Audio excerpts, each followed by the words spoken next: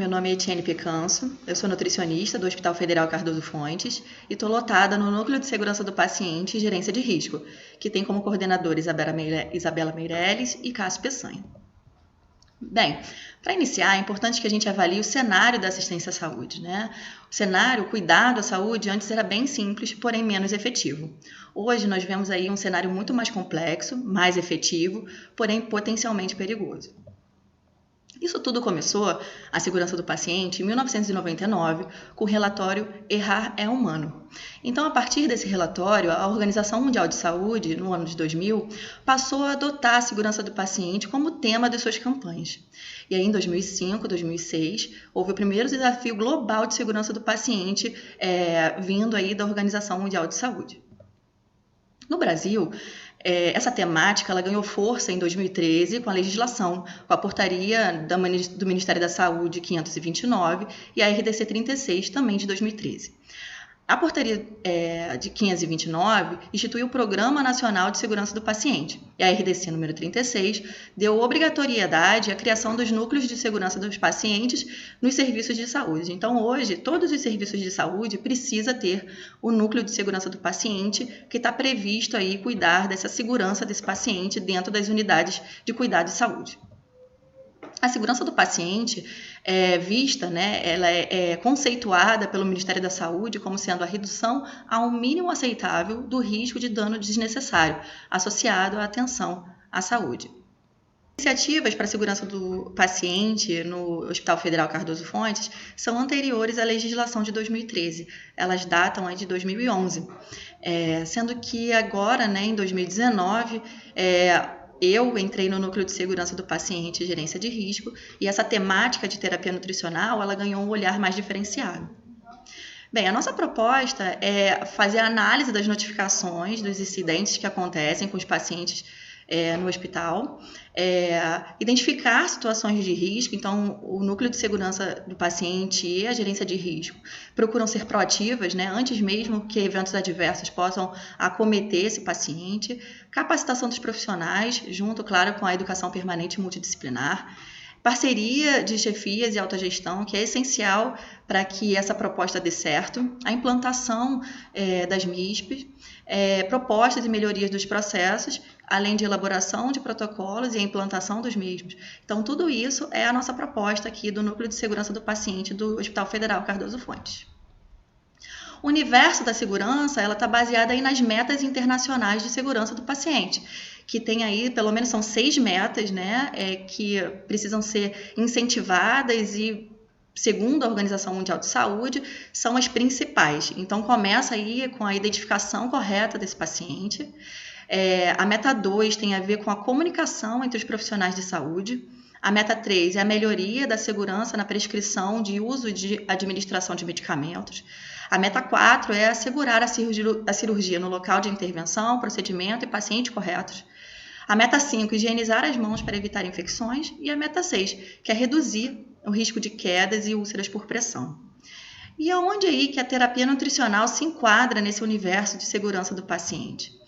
Bem, a portaria RDC 36 de 2013, lá no seu artigo 8, né, ela fala das atividades que devem ser desenvolvidas numa unidade hospitalar. E o item 14 fala sobre a segurança nas terapias nutricionais interal e parenteral. Então, a RDC, a legislação, ela já prevê iniciativas com essa temática na terapia nutricional. Falando um pouquinho da meta 2, que tem a relação com comunicação, né, entre os profissionais da saúde, porém a nutrição ela também tem impacto aí, né, de acordo com essa meta, já que a própria Anvisa fala que a comunicação, quando ela não é efetiva entre esses profissionais, elas podem fazer com que a dietoterapia desse paciente, né, que a alimentação desse paciente seja retardada, e aí esse paciente ele acaba sendo submetido a longos períodos de jejum de forma desnecessária. Então, a meta 2 tendo essa de alguma forma, né, um impacto aí na nutrição. A terapia nutricional ela é uma ferramenta de recuperação do estado nutricional. Então, quando ela é instituída de forma mais precoce possível, ela está relacionada à redução de infecção hospitalar, assim também como a redução do tempo de permanência desse paciente no hospital. A meta 6, que tem a ver com prevenção de quedas e úlcera por pressão, também tem aí um impacto, né, em relação, tem uma associação com a nutrição, já que a desnutrição ela pode acelerar a perda de massa muscular e diminuir a força muscular ou a capacidade desse paciente manter o equilíbrio. Então, esse paciente, né, essa queda ela é realmente multifatorial, ela tem a ver com fatores intrínsecos e extrínsecos, e essa desnutrição seria um fator intrínseco desse paciente que poderia aumentar a chance desse paciente a sofrer algum tipo de queda dentro da instituição hospitalar. Relacionado aí à lesão por pressão, a desnutrição ela tem um impacto, né, de baixa de peso, diminuição desse tecido adiposo do paciente, e isso faz com que haja uma predominância óssea, né, nessa pele, nesse paciente, e aumentando assim a sensibilidade, levando uma propensão maior a desenvolver lesão por pressão. A desnutrição também, né, a gente tem pacientes desnutridos que têm muita chance de desenvolver edema, e esse edema diminui a perfusão sanguínea nessa região, provocando isquemia, e também é mais um fator de risco para a abertura de lesão por pressão. A desnutrição diminui, né, acaba sendo uma propensão de debilidade geral desse paciente, diminuindo a sua mobilidade. Isso faz com que esse paciente fique mais tempo, né, deitado, acamado, aumentando o tempo de pressão, fazendo também com que haja uma propensão maior à abertura de uma lesão por pressão. A desnutrição intra-hospitalar, ela é multifatorial também. Esse paciente, ele, por si só, e de acordo com a doença de base, ele aumenta as suas necessidades nutricionais, além de náusea, vômito, má absorção, diarreia, ansiedade, a dor, a depressão. O próprio ambiente hospitalar, né, pode aumentar o estresse desse paciente, que pode contribuir com a desnutrição intra-hospitalar, além do jejum para exames e medicamentos que são utilizados durante a terapia de cuidados, né? A desnutrição no Brasil ela já vem sendo pesquisada, né, e a sua prevalência ela é alta. Em 2013, esse estudo BRAINT avaliou mais de 19 mil pacientes em 110 instituições hospitalares, incluindo hospitais públicos, privados, mistos e filantrópicos. Como resultado dessa pesquisa, a gente teve aí um total de desnutrição de pacientes adultos em 24%, e esse percentual é maior em idosos, tendo aí 30,8%. Dentre esses resultados, é importante destacar também que os pacientes idosos desnutridos eram 30,8%, porém, os que estavam em risco nutricional estavam aí num valor de 38,4%. Esse risco nutricional tem muito potencial desse paciente desenvolver durante a internação a desnutrição. Então, mesmo que eles ainda não estejam desnutridos, são pacientes que merecem atenção. A desnutrição intra-hospitalar, ela aumenta a morbidade, acaba impactando na cicatrização de feridas, aumenta a quantidade de infecções, as complicações e reduz a convalescência do paciente. Além também de contribuir com o aumento da mortalidade e o aumento do período de internação, da permanência desse paciente no hospital. Isso pode aumentar o custo da instituição, além de diminuir a própria qualidade de vida desse paciente. O núcleo, ele acaba tentando monitorar toda essa terapia através de indicadores. A gente procura prevenir os eventos adversos possíveis de se acometerem esse paciente, além de padronizar a assistência. E é por isso que no ano passado foi formado, portariada a equipe multiprofissional que está iniciando seus trabalhos dentro da instituição. A segurança nessa terapia, ela não só é baseada nessa equipe, mas já tivemos aí iniciativas, né, para que essa segurança ela fosse mais efetiva na terapia nutricional em todos os pacientes internados no Hospital Federal Cardoso Fontes. Nossos residentes que passam pelo núcleo fizeram já esse encarte, vários funcionários já foram abordados e conversados sobre o tema, para que a terapia nutricional tenha um enfoque diferente a partir desses profissionais. Essa é a nossa equipe, que está disponível, né, dentro do núcleo de segurança do paciente e da gerência de risco, e aguardamos aí a sua notificação. Meu nome é Fernanda Crivano, sou nutricionista do Hospital Federal Cardoso Fontes, né? Faço parte da comissão de terapia nutricional que foi instituída na nossa unidade. Como a minha colega Etienne já falou anteriormente, né? Ela explicou a importância da terapia nutricional devido a você evitar desnutrição e todas as consequências que ela pode gerar, eu agora vou falar a visão prática da terapia nutricional em relação à conduta da nutricionista. Todo paciente, ao chegar no Hospital Federal Cardoso Fontes, sofre uma avaliação, né? E as nutricionistas fazem uma avaliação clínica também desse paciente. Esse paciente é identificado com seu nome, seu prontuário, idade, sexo. A gente leva em consideração a sua história da sua doença atual, do seu diagnóstico clínico, né? A sua história patológica pregressa. A gente avalia toda a prescrição medicamentosa e acompanhando os laudos e os exames, para a gente poder traçar nossas condutas, né?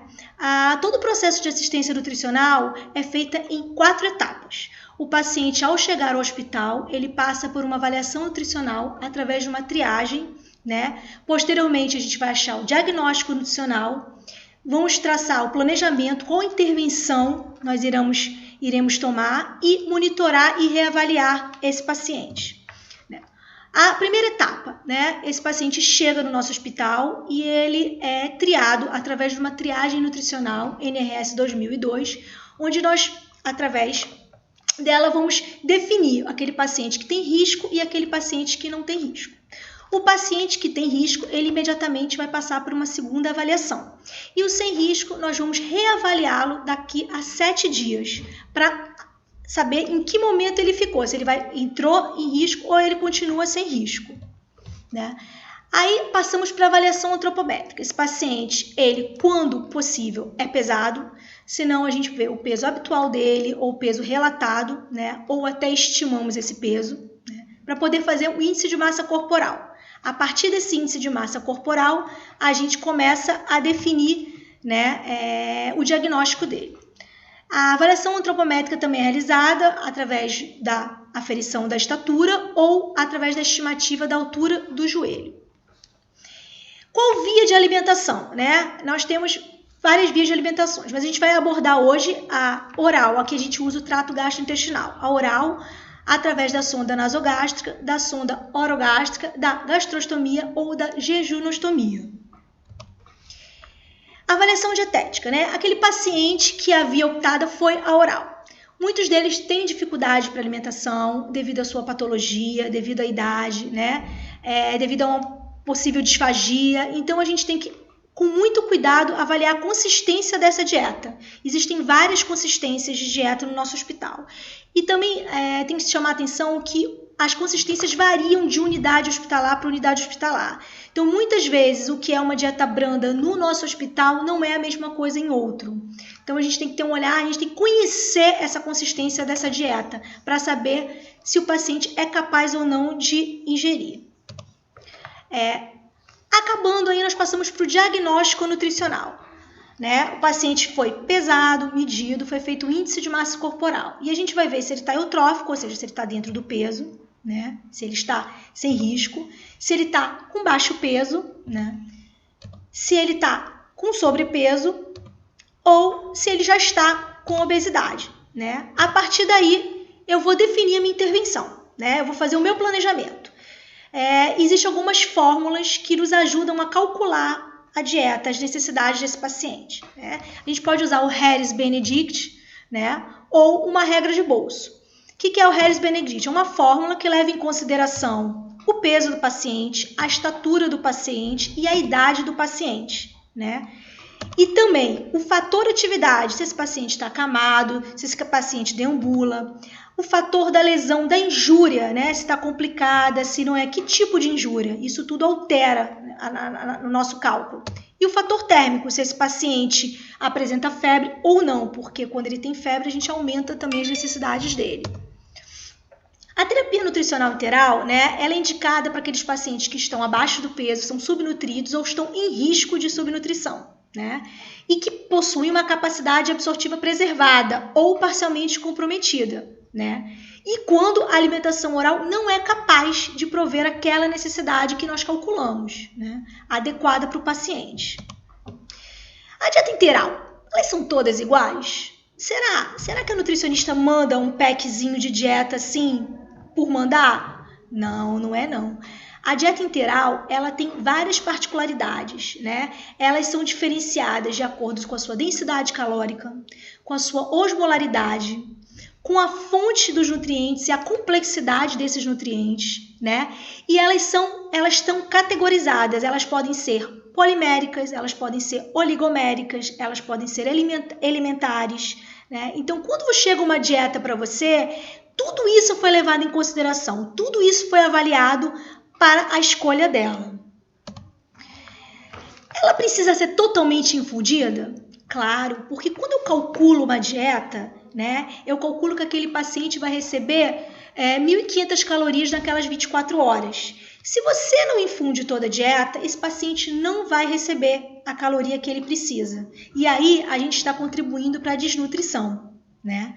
O horário é importante? O horário é muito importante, porque a gente define a velocidade de infusão dele baseado no quanto tempo essa dieta vai ser infundida. 20 horas, 24 horas, então isso é muito importante também para ser respeitado. A validade da dieta, né? A validade da dieta, na sua grande maioria, após a inserção do equipo, ela dura 24 horas. Então, se você botar sua dieta às 2 horas da tarde, ela vai valer até as 2 horas da tarde do outro dia. Porém, existem algumas exceções. Algumas dietas valem por 48 horas, mas nós sempre sinalizamos elas quando elas são entregues na enfermagem, né? E não esquecer da água. O paciente, ele precisa de água. Todo mundo precisa de água. Ele precisa se hidratar. Então, não é porque ele está com uma dieta integral que ele não vai beber água. Ele vai sim. A gente vai mandar o frasquinho de água e essa água deve ser infundida também. Cada dieta vem com um rótulo. O que é importante nesse rótulo? Esse rótulo é muito importante porque ele diz o nome do paciente, o leito dele, a dieta que está sendo enviada, o volume dessa dieta, né? A densidade calórica e a velocidade de infusão, né? Tem que ter muita atenção nisso, porque todo o cálculo da dieta foi baseada nessas informações. E a validade, né? Qualquer intercorrência relacionada à dieta integral, que vocês precisem ajuda, entrem em contato, né, com o serviço de nutrição e em caso de uma situação que ofereça um risco ao paciente, por favor, notifique.